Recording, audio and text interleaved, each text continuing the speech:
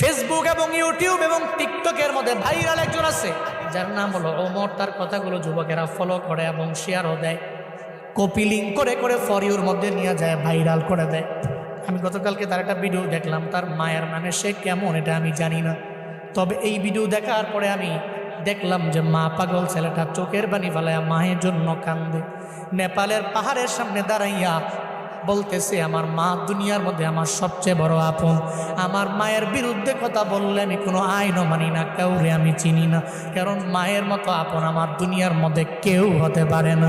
সে বলতে লাগলো, যখন আমার বাবা নাই, আমার মা ছাড়াই পৃথিবীতে আমার আপন যখন কেউ নাই, আমার মায়ের গার্মেন্টসে চাকরি করে করে করে করে কোনো রকম জিন্দেগি চালাইয়া আমারে ফালাইয়া যায় নাই, বরং পরিশ্রম করে করে আমার মা স্কুলের মধ্যে আমারে পড়াইলো।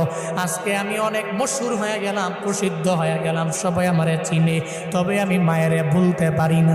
নেপালের পাহাড়ের সামনে দাঁড়াইয়া বলতে লাগলো, মা জীবনে কোনোদিন আপনারে আই লাভ ইউ মা বলা হয় নাই, আমি আপনারে ভালোবাসি, আমি আপনারে পছন্দ করি, এটা বলা হয় নাই। ওমর নামক ওই ছেলেটা বলতে লাগলো, এরপরে আমার আপন আমার নানি, যদি জীবনে কোনোদিন একটা হেরিয়ার গাড়ি আমি কিনতে পারি